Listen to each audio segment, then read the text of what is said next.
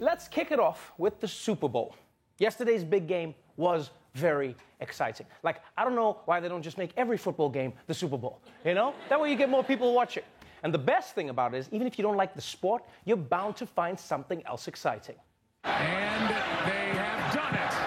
Chiefs are Super Bowl champions. Superstar quarterback Patrick Mahomes leading the charge in a thrilling comeback, defeating the San Francisco 49ers. Mahomes making history at just 24 years old, becoming the youngest quarterback to be named Super Bowl MVP. I'm going to Disney World. Shakira and Jennifer Lopez wowed the crowd, singing and dancing up a storm. There's one person, though, at the Super Bowl who wasn't that impressed. Check out this guy. One fan in the stands. We got a picture of this. This guy is out cold. A sports reporter caught him catching some Z's during the game. He most likely, of course, paid a lot of money to score a seat. The average price for a Super Bowl ticket is close to $7,000. Okay. There are two ways to see this. Either you can be mad because this guy wasted a lot of money just to miss an incredible experience, or you can see it as this dude balling out so hard, he spent $7,000 just to take a nap. That's a serve. But seriously, how chaotic is this guy's life? That he's like, I need to go to the Super Bowl just so I can have a quiet place to sleep. Like, how noisy is his home? He must have like 13 kids, and every one of them is Bernie Sanders. Dad, I can't find my toys. The DNC stole them from me. Dad. But we're just kidding around. This guy is clearly dead. Now, the big moment from last night that everyone was talking about, or raving about rather, was J-Lo and Shakira. They killed it. They really killed it. Yeah. But some people were really pissed that J-Lo pulled out a stripper pole to do some moves. Now, look, I understand some parents might be angry because there are kids who watch the game. So for all those parents, just tell your kid J-Lo's a fireman. All right, problem solved. Right. And here's another thing.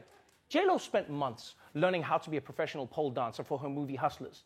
Let me tell you something. If I spent that much time learning how to pole dance, I would be pole dancing every chance I get.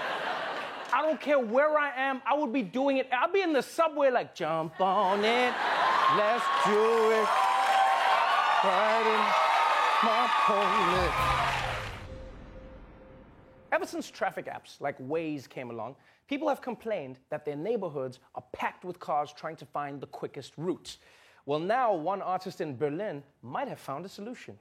An artist in Germany has found a way to create fake traffic jams on Google Maps. He pulled around 99 smartphones he got and a little red wagon. Look at that. And he pulled them up and down an empty street outside Google's Berlin headquarters. And it took about an hour, but eventually the Google Maps app thought that big buses were outside moving very, very slowly. And they put a little red line on there that said, look out, there's a traffic problem. Wow, that is genius. A German artist figured out that if you walk down the street with a bunch of phones, Google thinks there's a giant traffic jam on the block. Which was a slick move by him, but his Verizon bill is going to bankrupt him, I'll tell you that. Seriously, 99 phones is a lot of phones, even if it is for an art project. It almost makes me think that this is just a guy who had to come up with an excuse after his girlfriend busted him for having a bunch of side chick burner phones. And she was like, so many phones. He's like, no, baby, it's for an art project. You see, I put them in my sex wagon, wheelbarrow, and I make traffic.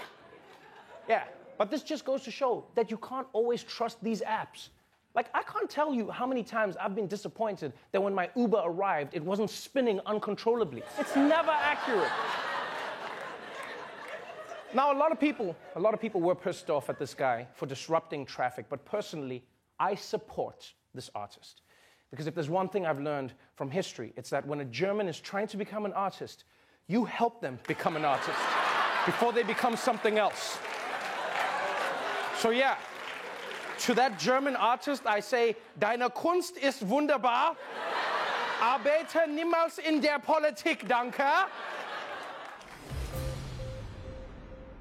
Remember how in school you had to do that fitness test in PE where they made you do push-ups while everyone watched? It was a nightmare, all right? Well, in California, that nightmare might finally end.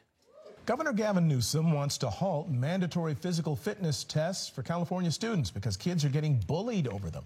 The tests are required for 5th, 7th, and 9th graders. They measure everything from strength to aerobic capacity. Critics say the tests contribute to body shaming and other types of bullying.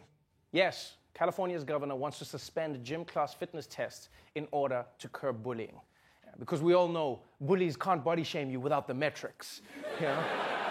It's such a weird logic. It's like, well, the bullies are just going to be there like, oh, man, I want to give you a wedgie so bad, but I just don't have the data, man. But I do like where the governor is coming from. You know, kids in California shouldn't be body shamed at school. That should only happen when they try break into Hollywood. That's when it counts. And I do think there are better ways to get kids into being physically fit. Like, for instance, in Africa, what we do is we have these things called lions. And they're a very effective motivational tool.